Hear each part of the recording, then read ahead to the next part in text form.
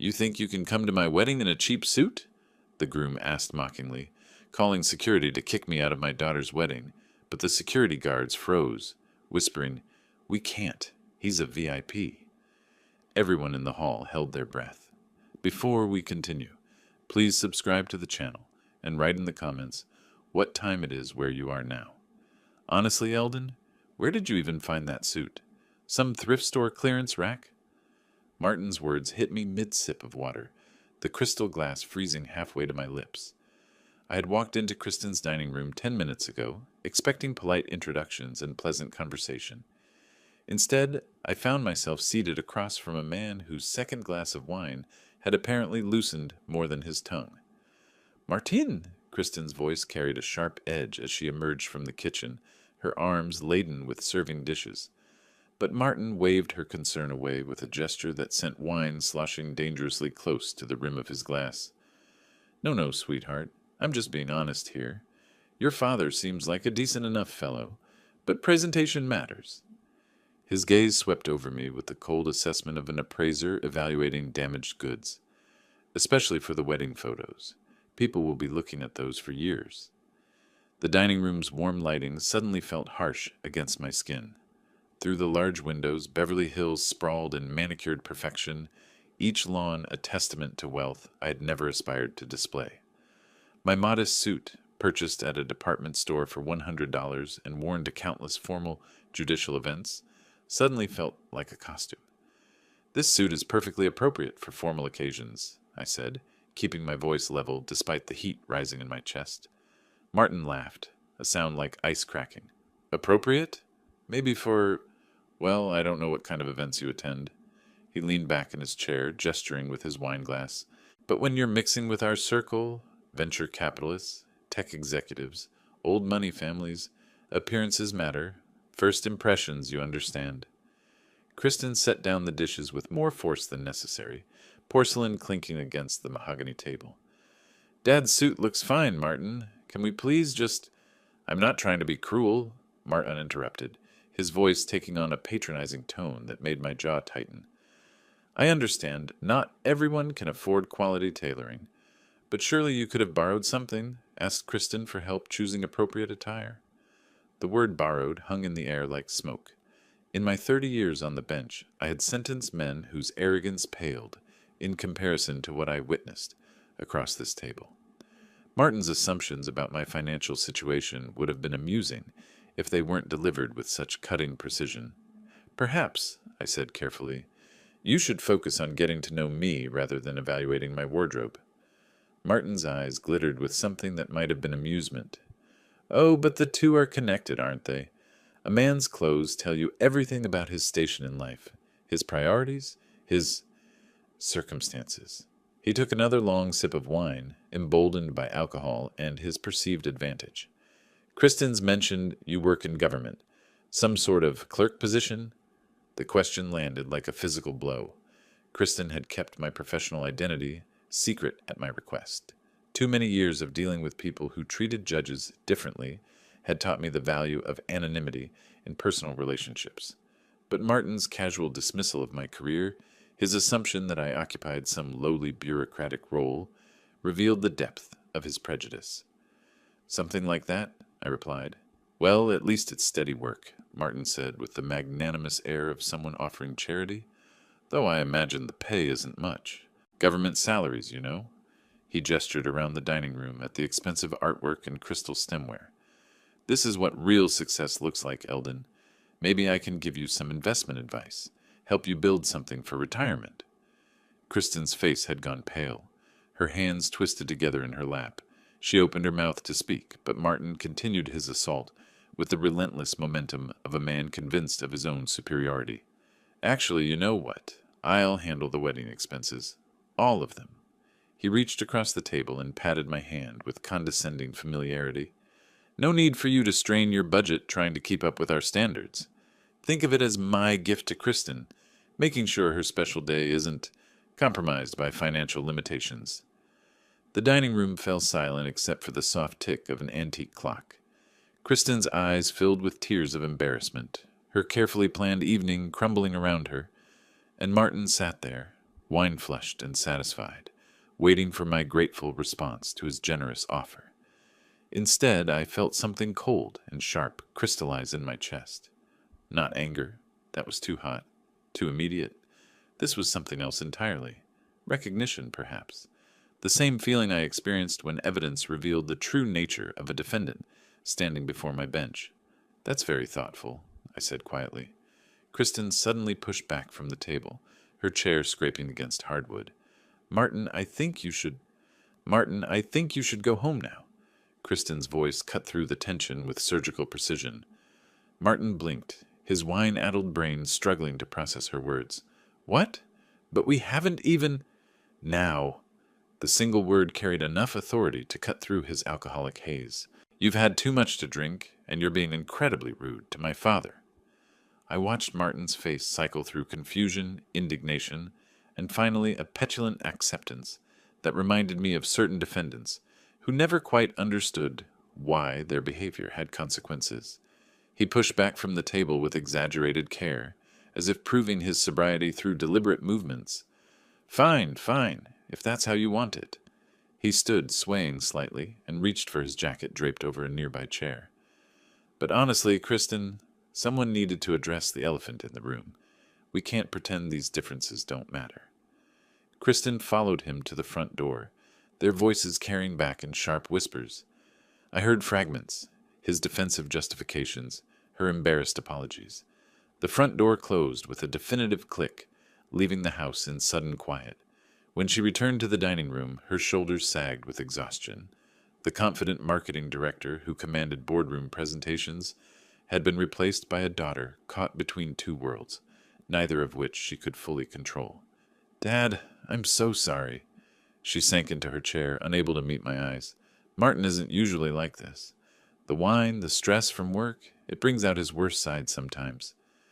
I watched her fidget with her engagement ring, the diamond catching light from the chandelier above. How many times had I seen this same gesture in my courtroom?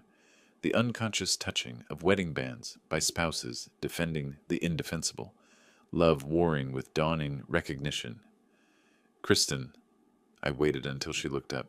Did you ever tell him anything about my work? Her brow furrowed. Your work? No, of course not. You asked me years ago not to tell anyone, remember? After that incident with Mom's sister trying to get you to fix her parking tickets. A memory surfaced, my late wife's sister cornering me at a family barbecue, her voice dropping to a conspiratorial whisper as she slid a folder of citations across the patio table. The assumption that my position existed primarily to benefit family members had soured many relationships over the years. So he doesn't know what I do? I told him you work for the state. Some kind of administrative position? She looked down at her hands again. He didn't seem particularly interested in the details. Of course he hadn't. Martin's world operated on simple hierarchies. Wealth at the top, everything else relegated to various levels of irrelevance. A government clerk rated barely above invisible in his social taxonomy. Good, I said quietly. Please keep it that way. Something in my tone made her look up sharply. Dad? You're not angry with me for not defending you more, are you? Because I wanted to, but sometimes it's easier to just let him... I'm not angry with you. The words came out softer than I intended. How could I explain that my concern wasn't wounded pride, but something far more troubling? That in 30 years of evaluating character from the bench, I had developed an instinct for recognizing dangerous narcissism. That Martin's casual cruelty tonight had revealed patterns that worried me more than any personal insult could. She reached across the table and took my hand. He's really not a bad person, Dad. He comes from this incredibly competitive world where everything is about status and positioning. Sometimes he forgets that not everyone operates that way. I squeezed her fingers gently. You don't need to explain him to me. But I feel like I do, because I love him, and I love you, and tonight was supposed to bring everyone together. Her voice broke slightly. Instead, it's just this mess. Looking at her face, so much like her mother's when Margaret was troubled, I felt the familiar weight of parental protection. Not the hot anger that Martin's insults had provoked, but something deeper and more patient, a judge's instinct to gather evidence before rendering judgment. These things take time, I said. Getting to know someone, understanding who they really are. It's a process. You'll give him another chance, though, when he's sober and properly apologetic? I nodded, though something in my chest had already shifted into a different mode entirely.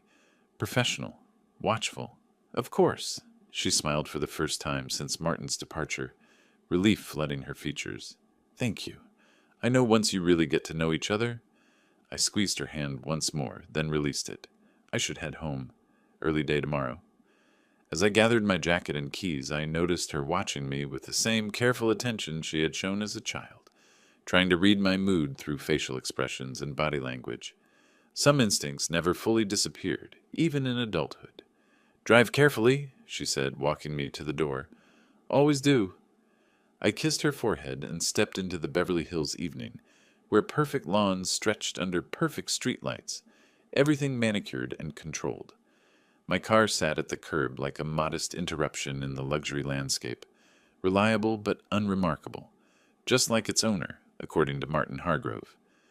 The drive from Beverly Hills to Pasadena took me through the heart of Los Angeles, past the glittering towers of Century City and into the sprawling neighborhoods where real people lived real lives. Traffic moved steadily on the 110, headlights and taillights creating rivers of light in my rearview mirror. 45 minutes alone with my thoughts. 45 minutes to process what had just occurred. In my 3 decades on the bench, I had encountered every variation of human character imaginable. The desperate and the calculating, the genuinely remorseful and the pathologically entitled. I had learned to read the subtle signs, the way someone's jaw tightened when confronted with evidence, the telltale pause before a carefully constructed lie, the particular kind of indignation that arose when privilege was questioned. Martin Hargrove displayed classic symptoms of narcissistic entitlement, the casual cruelty masked as helpful observation, the inability to consider how his words affected others, the assumption that financial success granted him moral authority to judge and dismiss those he considered beneath him. I had seen men like him before. They appeared in my courtroom wearing expensive suits and confident smiles, certain their wealth and connections would insulate them from consequences. They spoke to their victims with the same patronizing tone Martin had used with me tonight, as if poverty or modest circumstances were character flaws that justified any treatment. The worst part wasn't the insults themselves, but what they revealed about how he saw Kristen.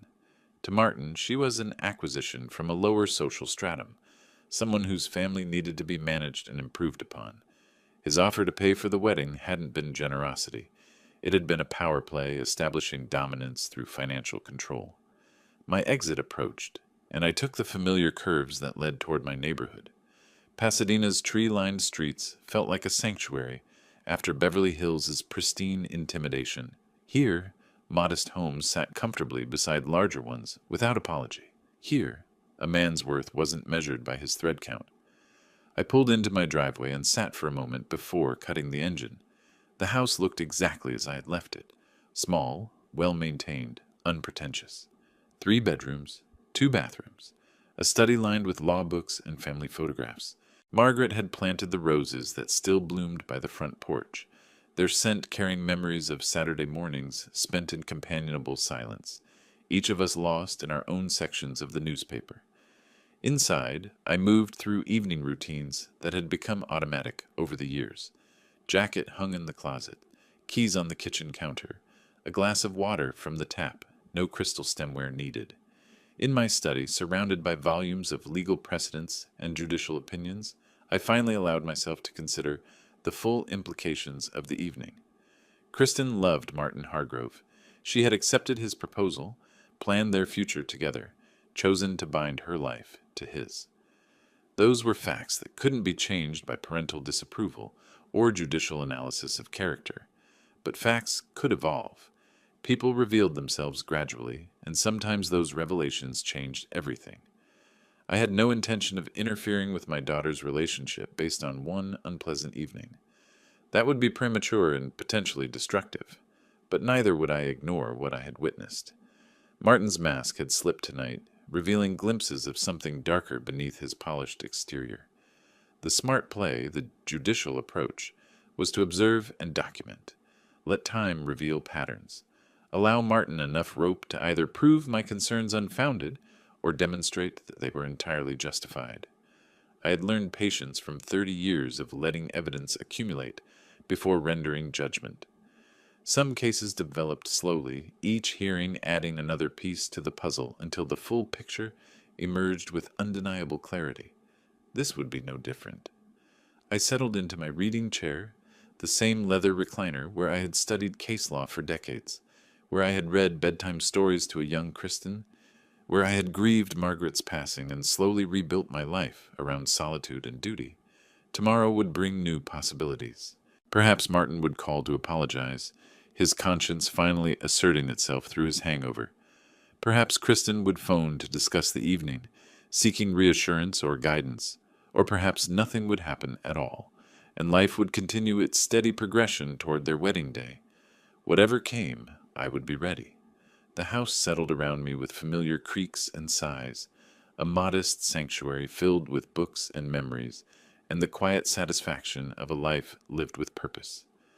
Outside, Los Angeles continued its restless energy, millions of people pursuing their dreams and ambitions, and carefully constructed facades.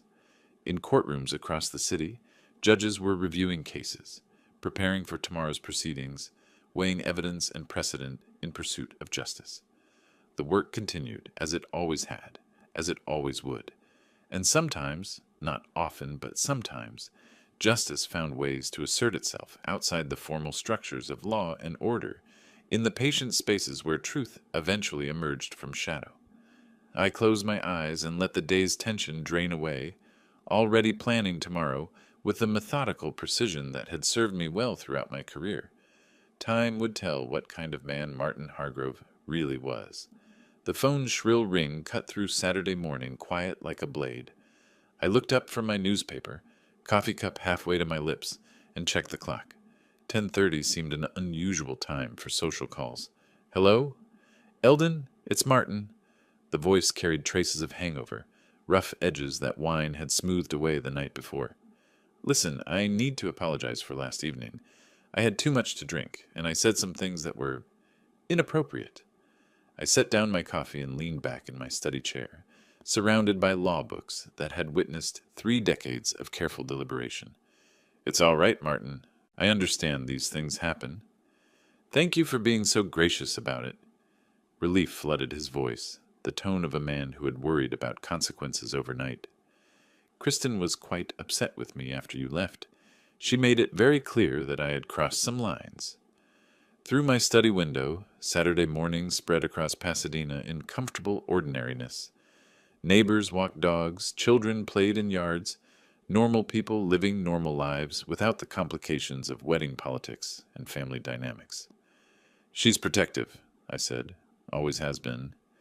"Yes, well, that's actually why I'm calling." Martin's voice gained confidence, the apology apparently clearing his conscience for whatever came next. "I've been thinking about the whole situation, and while I regret my delivery last night, the underlying concern remains valid." Something cold settled in my stomach. "Which concern is that?" "The suit, Eldon. Look, I know I was harsh about it, but there's going to be some very elite guests at this wedding. Tech executives, venture capitalists, old California families. First impressions matter enormously in these circles." I watched a neighbor's cat stalk through my backyard roses, patient and focused on something I couldn't see. Predator behavior had its own logic, its own inevitable progression. "It's a perfectly respectable suit, Martin. But that's just it. Respectable isn't the standard we're aiming for here." His voice took on the patient tone of someone explaining obvious truths to a slow child. "This is a $200,000 wedding, Eldon. The photography alone costs more than most people make in months. Every detail has to be perfect." $200,000. The number hung in the air like smoke, carrying implications about values and priorities that made my modest home suddenly feel like a different universe entirely. "I appreciate your concern. Here's what I'm thinking," Martin interrupted, his voice warming with the enthusiasm of someone solving problems for lesser beings.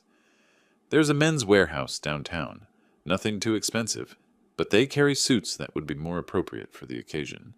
I could even go with you, help you pick something out. Make sure the fit is right, the color works with the wedding palette."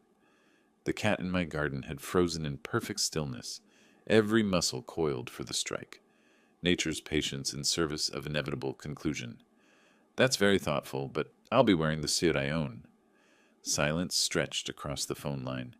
When Martin spoke again, his voice had hardened with the particular frustration of someone accustomed to compliance. Eldon, I'm trying to be diplomatic about this, but let me be completely clear.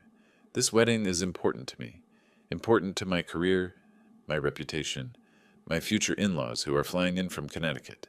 I cannot have Kristen's father looking like he shops at discount stores. It's a $100 suit from a department store, but its quality... $100? Martin's laugh carried no humor whatsoever. My cufflinks cost more than that. Look, I'm trying to help you here, but there are limits to how much accommodation I can make.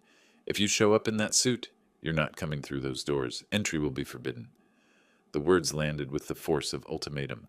Not a request, not even a demand. A command backed by the absolute certainty of someone who had never been told no, by people he considered beneath him. In 30 years on the bench, I had heard threats delivered with more subtlety and less venom than what Martin Hargrove had just laid across my kitchen table on a Saturday morning. The mask hadn't just slipped, it had shattered completely, revealing something uglier than I had imagined possible. I see. My voice remained steady despite the rage building behind my ribs. Thank you for clarifying your position. Good. I'm glad we understand each other. The men's warehouse on Wilshire opens at 10. We could meet there this afternoon if... I hung up. The receiver settled into its cradle with a soft click, followed by the profound silence of my study. Law books stared down from their shelves like silent witnesses to what had just transpired. Outside, the neighbor's cat had completed its hunt and disappeared into shadow, leaving only the roses swaying in morning breeze. My hand remained on the phone for a long moment, feeling the cool plastic against my palm, while Martin's words echoed in memory with crystalline clarity. Entry will be forbidden. The dial tone buzzed against my ear for several seconds before I finally lifted my hand from the receiver. The silence that followed felt dense, weighted with implications that would have seemed impossible 24 hours earlier. I stood slowly, joints protesting the sudden movement, and walked to my study window.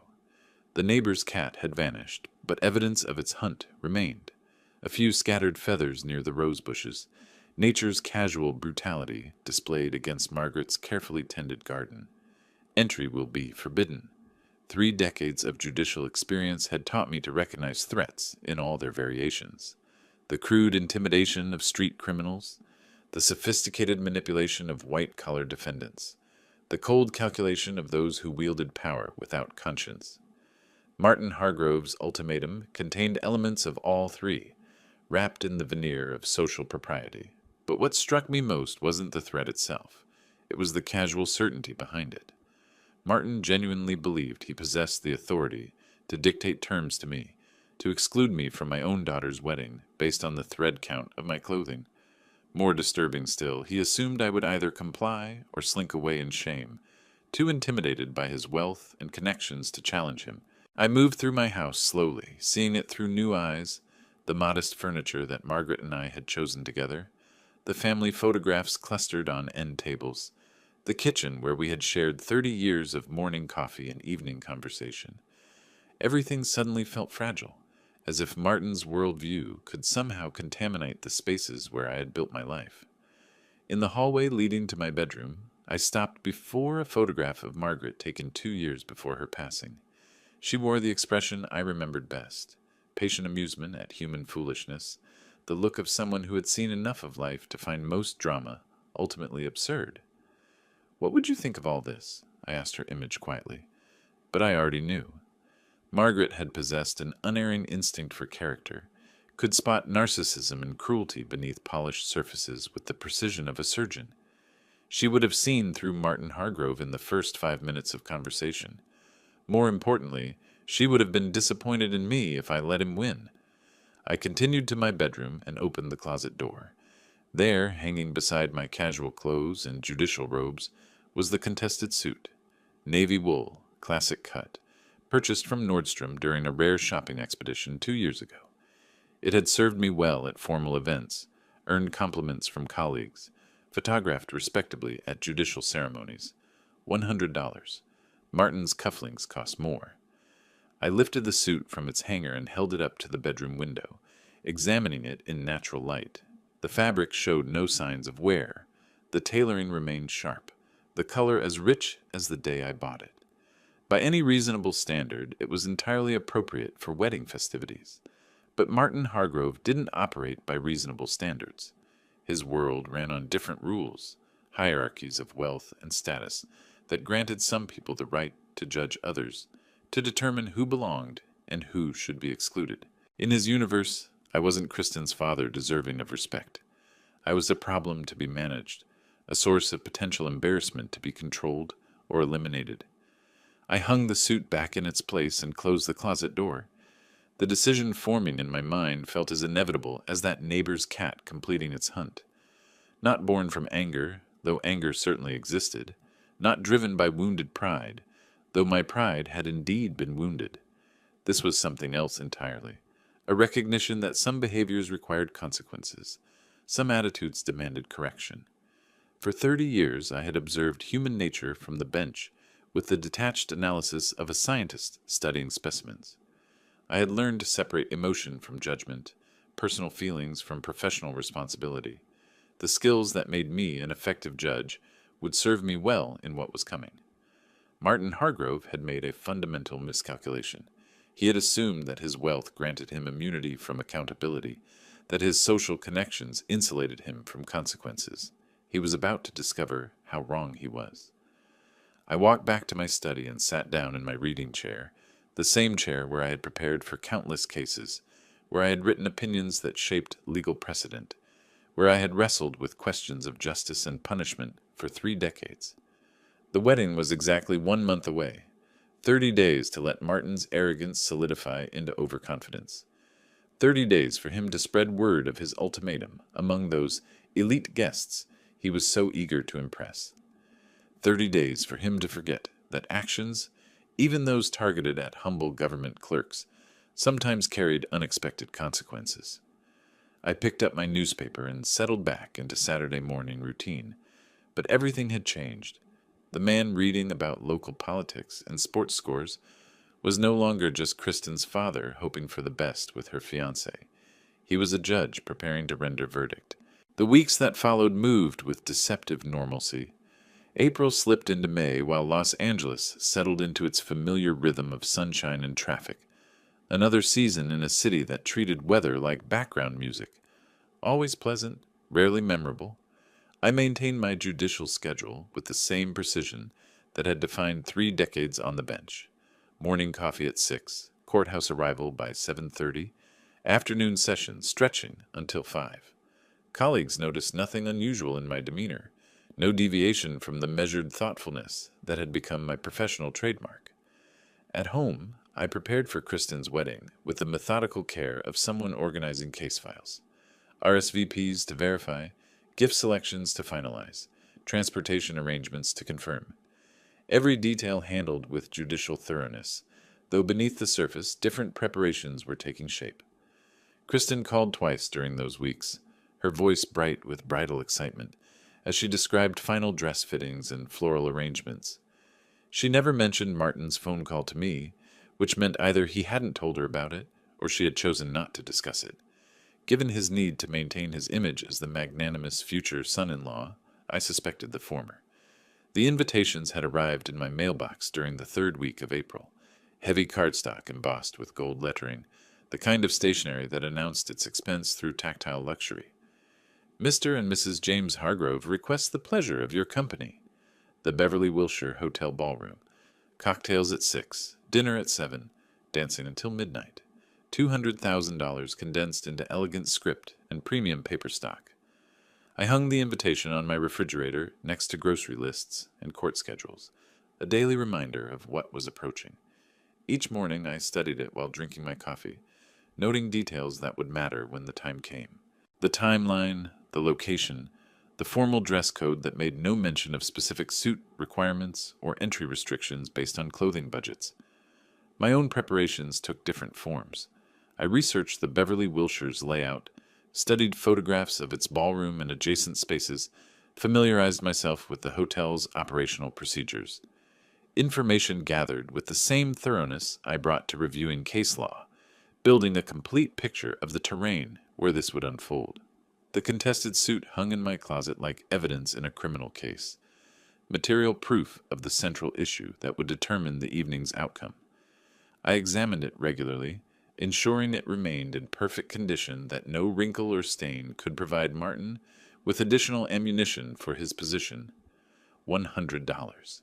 The price tag had long since been removed, but the number remained fixed in my memory as a symbol of everything Martin found inadequate about my life. In his world, value correlated directly with cost, worth measured by price tags rather than character or achievement. 3 nights before the wedding, I sat in my study, reviewing the guest list Kristen had shared weeks earlier. Tech entrepreneurs, venture capital partners, old money families from both coasts. The kind of people Martin was desperate to impress. The audience he wanted to ensure never witnessed anything that might diminish his carefully constructed image. I wondered how many of them knew about his ultimatum to me. Had he shared it as an amusing anecdote, the story of putting his future father-in-law in his place? Did they approve of his methods, or would they find his behavior distasteful if they knew the full truth? Soon those questions would have answers. The evening before the wedding, I followed my normal routine with unusual precision. Dinner at 6, grilled salmon and vegetables. Nothing that might cause discomfort the following day. Television news at 7, watching reporters discuss local politics and national events with the same earnest authority they brought to weather forecasts and traffic updates. At 9 o'clock, I climbed the stairs to my bedroom and opened my closet door. The navy suit waited in its designated place, pressed and ready, looking exactly as it had the day I purchased it. $100 of department store craftsmanship that had somehow become the central battleground in a war I hadn't chosen but fully intended to win. I laid out my clothes for morning: shirt, tie, shoes, the contested suit jacket, and trousers.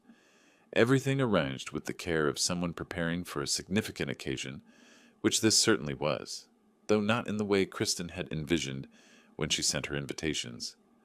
My alarm clock ticked toward 10 o'clock as I settled into bed, surrounded by the familiar comfort of my modest bedroom.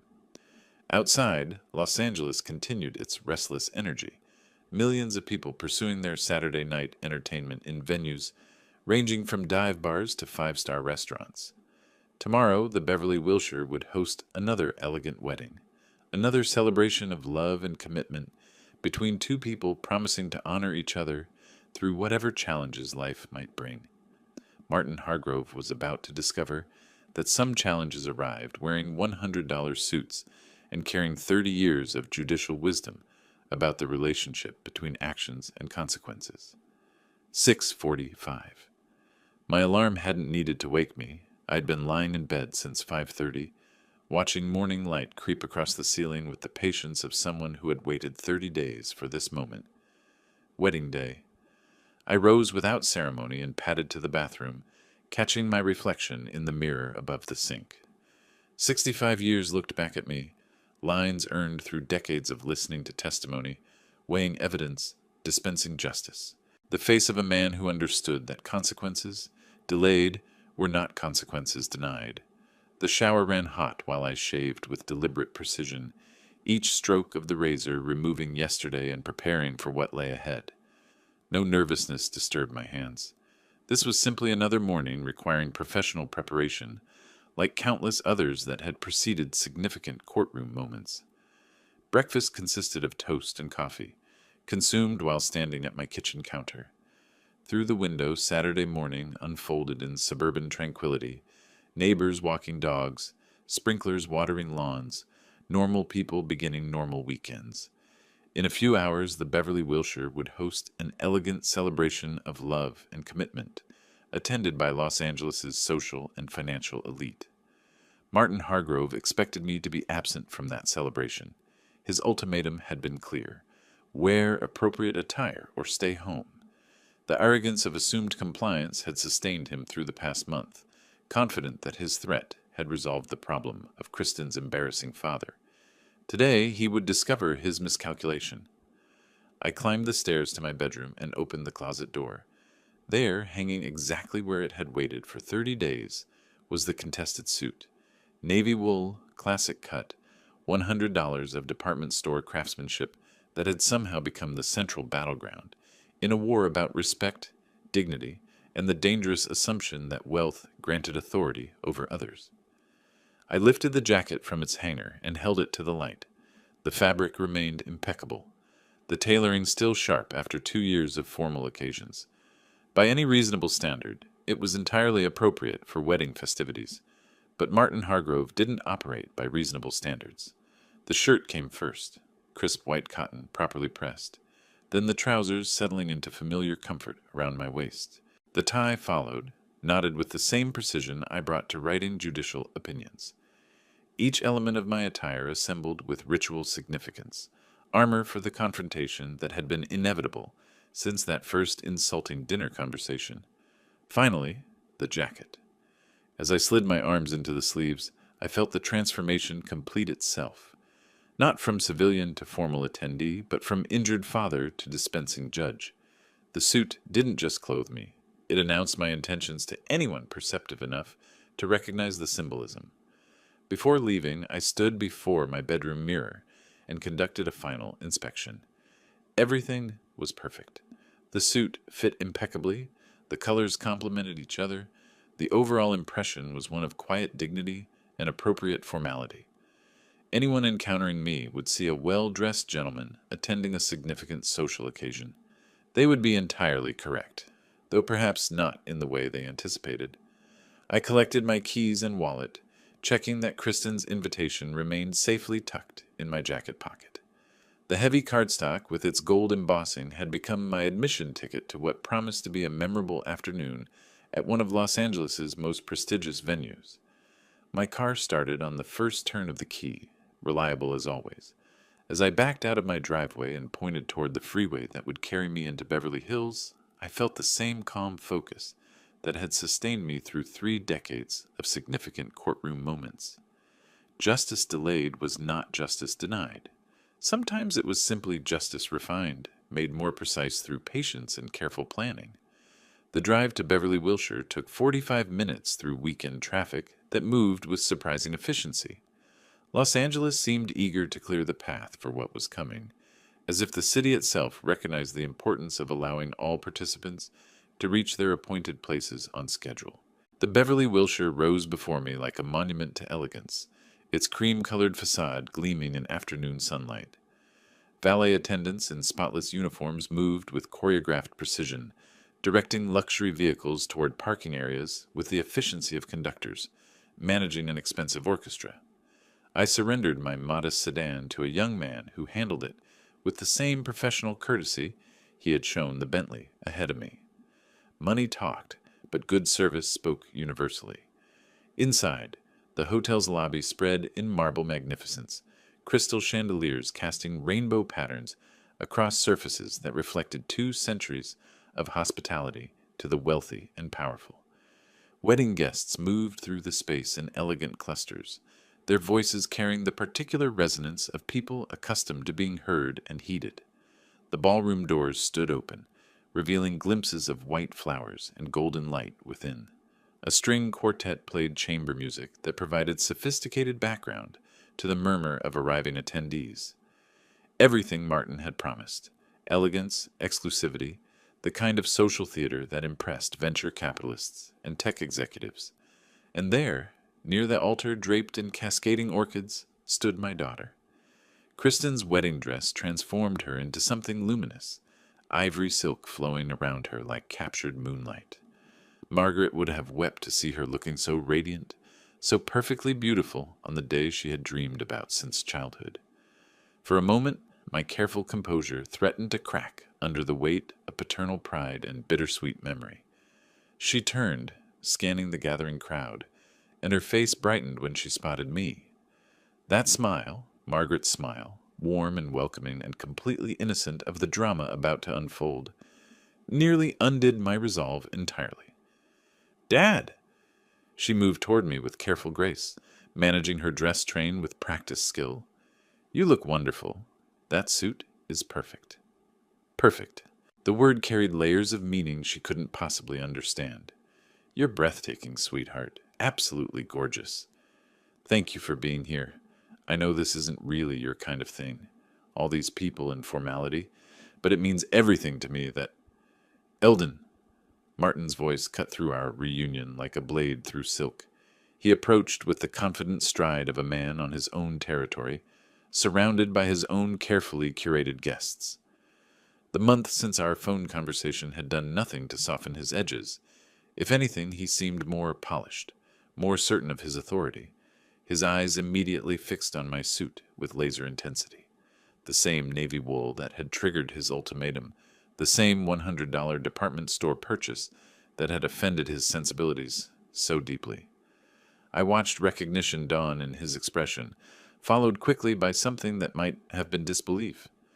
I warned you about that suit, he said quietly, his voice pitched to avoid Kristen's hearing. Martin, let's not spoil Kristen's day with unnecessary drama. Unnecessary? His face flushed with the particular indignation of someone whose authority had been challenged. I made my position crystal clear. We discussed this. You assured me you understood. Kristen looked between us with growing alarm. What's going on? Martin, what are you talking about? But Martin wasn't finished. His voice rose slightly, drawing glances from nearby guests who had turned to observe what appeared to be developing tension near the altar. You didn't listen to me, Eldon. You chose to ignore my explicit instructions about appropriate attire for this event. His eyes swept over my appearance with undisguised contempt. Now there will be consequences. The word hung in the air between us like a challenge thrown down before witnesses. Around us, elegant conversations had quieted as more guests noticed the confrontation brewing at the center of their social gathering. Kristen stepped forward, her voice sharp with confusion and embarrassment. Martin, stop this right now. What are you... Stay out of this, sweetheart. Martin's tone carried the dismissive edge of someone managing lesser beings. Your father and I have an understanding that needs to be clarified. He looked around the ballroom with calculating eyes, clearly searching for something or someone who could help him enforce his will. His gaze swept across the assembled guests, tech executives, venture capital partners, old money families from both coasts, before settling on the discreet security personnel stationed near the room's entrances. A predatory smile crossed his face as he spotted what he was looking for. Martin raised his hand with the imperious gesture of someone accustomed to commanding immediate attention. Across the ballroom, a tall man in a dark suit noticed the signal and began moving in our direction with professional purpose. Security!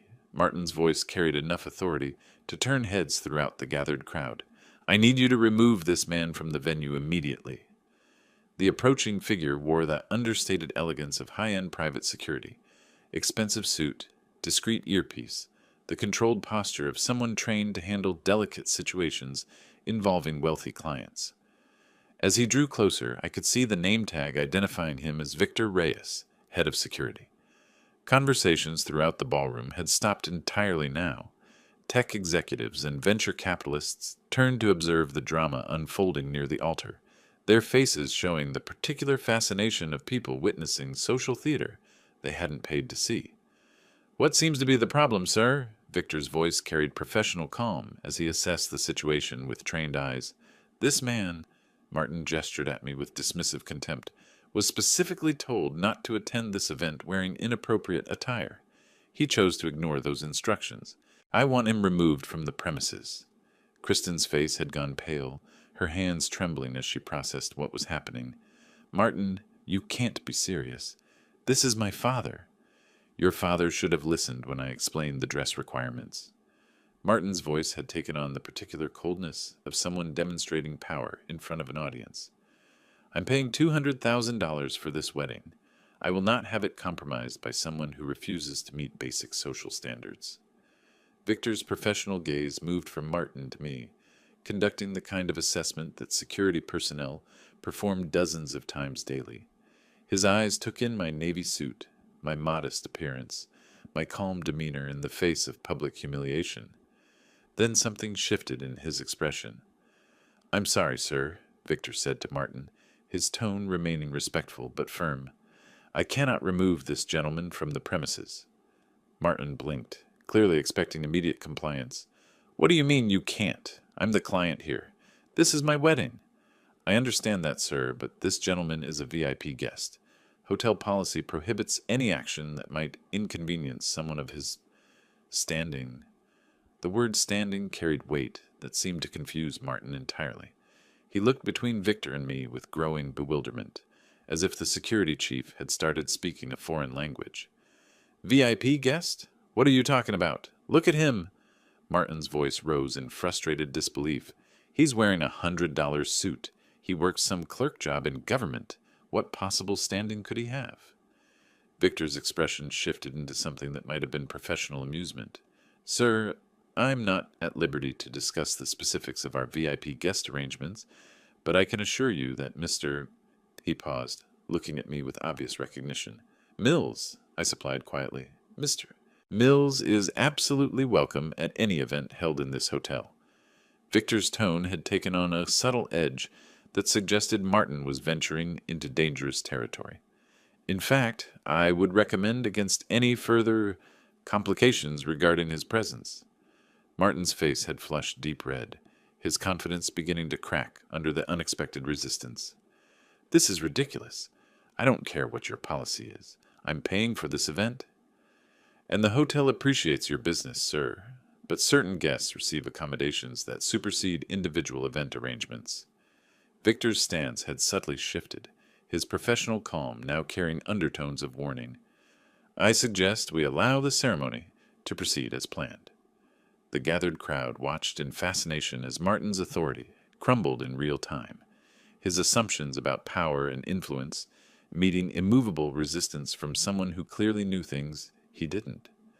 Who is he? Martin demanded, his voice cracking with confusion and mounting panic. What aren't you telling me? Martin's face had turned a dangerous shade of crimson, veins standing out against his temples as he jabbed his finger at Victor with escalating fury. This is completely unacceptable. I don't care about your hotel policies. I'm the paying customer here. Victor's stance shifted into something more alert, professional calm giving way to visible preparation. Sir, I'm going to need you to step outside and calm down. Step outside? Martin's voice cracked with disbelief. This is my wedding. I paid $200,000 for this venue. You work for me today? The security chief's expression hardened into something that suggested Martin had crossed an important line. Actually, sir, I work for the hotel, and hotel policy is very clear about guests who become disruptive to other patrons. Around us, the elegant wedding crowd had formed a loose circle, their conversations forgotten as they watched the drama unfold with the fascinated horror of people witnessing a social disaster in real time. Tech executives and venture capitalists who had come to celebrate now found themselves front-row witnesses to their host's complete meltdown. You cannot remove me from my own wedding, Martin lunged toward Victor, his coordination compromised by rage and the remnants of pre-ceremony champagne. I'll have your job for this. I'll sue this entire hotel chain. Victor moved with the fluid precision of someone trained in restraint techniques. In one smooth motion, he caught Martin's arm, twisted it behind his back with professional efficiency, and began guiding him toward the ballroom's exit. Let go of me! This is assault! I'll have you arrested! Martin's voice rose to near hysteria as he struggled against Victor's grip. Do you have any idea who I am? What connections I have in this city? I know exactly who you are, sir. Victor's tone remained professionally neutral, even as he applied additional pressure to maintain control. You're someone who needs to leave this venue immediately. The crowd parted like water as Victor escorted his struggling captive toward the garden doors. Martin's expensive tuxedo had become rumpled, his carefully styled hair disheveled, his face flushed with impotent rage. The transformation from confident groom to public spectacle had taken less than 5 minutes. This isn't over, Martin shouted as Victor pushed him through the doorway into the hotel's garden courtyard. I'll sue every one of you. The hotel, the security company, everyone. Kristen followed behind them, her wedding dress trailing across marble floors as she tried to process what was happening to her carefully planned celebration. The other guests streamed after them, drawn by the magnetic pull of unfolding drama. In the courtyard, surrounded by manicured landscaping and elegant fountain features, Martin's voice carried even louder than before. You have no idea what kind of legal trouble you're in. I'll own this place when my lawyers are finished. Victor maintained his professional grip while scanning the gathering crowd with alert eyes. Sir, if you continue making threats, I'll have to call the police. Call them. Call everyone. Martin's voice had reached a pitch that suggested complete loss of control. When they find out what you've done, assaulting a paying customer, violating my civil rights, you'll all be finished. The wedding guests formed a semicircle around the spectacle, their faces showing mixtures of embarrassment, fascination, and growing concern. This was no longer just disrupted nuptials. It had become something approaching public breakdown. But Martin wasn't finished. Standing there in his rumpled tuxedo, held firmly by hotel security, he continued his tirade with the desperate energy of someone whose entire worldview was crumbling. "I'll sue all of you!" he screamed, spittle flying from his lips.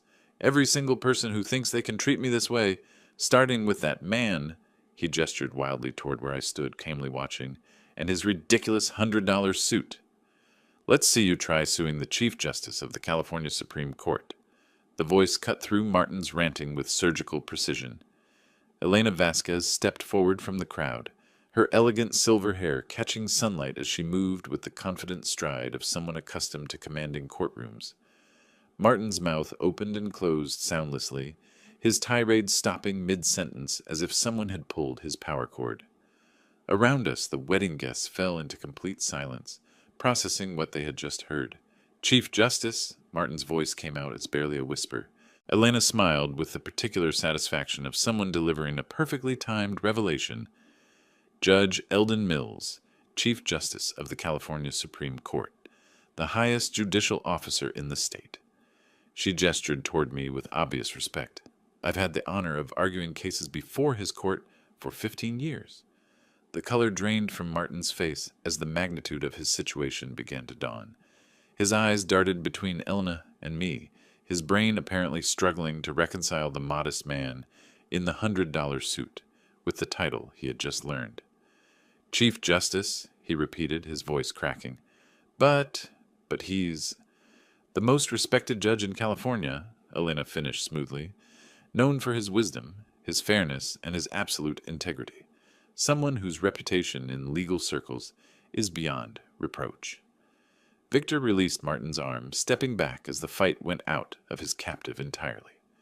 Martin stood there, swaying slightly, his expensive tuxedo wrinkled, his carefully constructed image lying in ruins around him. "Eldon," Martin turned toward me with desperate eyes. "Your Honor, forgive me. I didn't know. I never would have." "Wouldn't have what?" I asked quietly. "Insulted my appearance?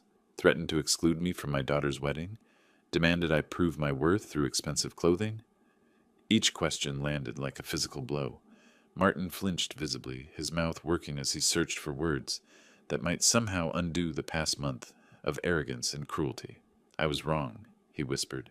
"Completely wrong. Please, Your Honor, I'll do anything to make this right. The suit, it looks fine. Perfect, even. I don't know what I was thinking." The wedding guests watched this exchange with rapt attention, clearly beginning to piece together the full story of what had led to this moment.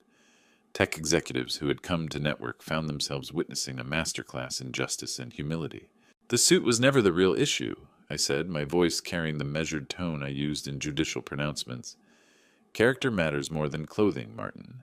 Respect matters more than wealth." "Yes, absolutely. You're right." Martin nodded frantically, desperation making him agree with anything that might reduce his humiliation. "I understand that now. Please, how can I fix this?" I glanced around at the gathered crowd, then back at the man whose prejudices had created this entire situation.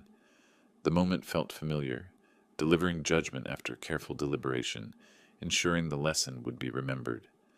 "You can start by apologizing to Kristen," I said quietly. "She's the one whose wedding day you've disrupted with your behavior. She's the one who deserves your genuine remorse." Martin turned toward his bride, who stood frozen in her ivory dress, tears streaming down her face as she processed the full scope of what had unfolded. The day she had dreamed about since childhood had become a public spectacle of her fiancé's character flaws. "Kristen, I'm so sorry," Martin began, his voice breaking. "I never meant for—" But I could see in Kristen's eyes that mere apologies wouldn't be enough. The damage ran deeper than disrupted ceremonies. She had witnessed something fundamental about the man she had promised to marry, seen him at his worst when pressure revealed his true nature. The crowd remained silent, waiting to see how this drama would resolve itself. Before Martin could continue his apology, I stepped forward and gently took the microphone from the string quartet's stand. The courtyard fell completely silent as every guest turned their attention toward me. "Friends," I began, my voice carrying the calm authority that had served me well through 3 decades on the bench. "Today we've all witnessed something important unfold, a lesson that I hope will stay with each of us." The crowd shifted closer, sensing that something significant was about to be shared. Even Martin stopped his frantic apologizing to listen. "For 30 years I've sat in judgment of human behavior. I've seen how people reveal their true character under pressure, how they treat those they consider beneath them, how they use power when they think no one of importance is watching." I paused, looking around at the gathered faces, tech executives, venture capitalists, old money families, all hanging on my words. Today, my future son-in-law made the mistake of judging me by the price of my clothing, rather than the content of my character. He assumed that because I didn't display wealth, I was somehow less worthy of respect. My voice remained steady, judicial. "This is a dangerous assumption that leads to dangerous behavior." Kristen stepped closer, tears still streaming down her face, but her expression showing something that might have been pride breaking through her distress. "The true measure of a person isn't found in their bank account or their wardrobe. It's found in how they treat service workers, how they speak to family members, how they behave when they think there are no consequences for their actions." Martin stood frozen, his face ashen as my words laid bare the full scope of his moral failing in front of everyone who mattered to him professionally and socially. Character is revealed not in moments of triumph, but in moments of pressure, not when we're surrounded by equals, but when we encounter those we mistakenly believe to be our inferiors. The applause started slowly from Elena and a few other legal professionals in the crowd who understood the weight of what they had witnessed.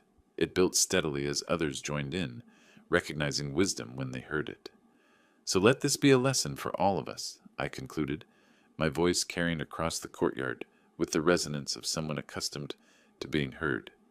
"Judge others not by their possessions, but by their actions.